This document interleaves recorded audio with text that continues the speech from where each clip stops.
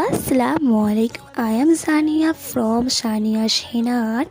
আজকে আমরা চলে যাচ্ছিলাম নানি বাড়ি কথাটা বললে ভুল হবে। আজকে যাচ্ছিলাম খালামার বাড়ি, কারণ নানিজি তো নাই, খালামাদের বাড়ি ওখানে মামাজি ঘর করেছে, তাই ওখানেই যাচ্ছিলাম।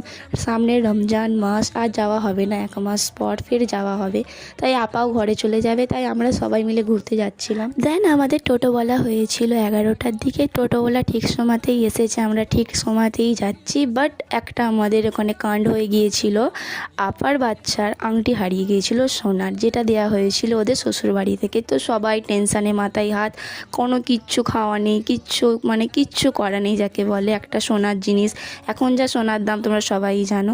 তাই আমি আর ব্লগের ক্লিপ নিতে পারিনি, আমি সিধে চলে এসেছিলাম মঙ্গলহাটে। খালামাদের ওখানে মঙ্গলহাট বসে। আর হ্যাঁ, আল্লাহর রহমতে আংটিটা পাওয়া গিয়েছিল, তো আলহামদুলিল্লাহ। তো আমি এখানে ব্লগটা শেষ করছি।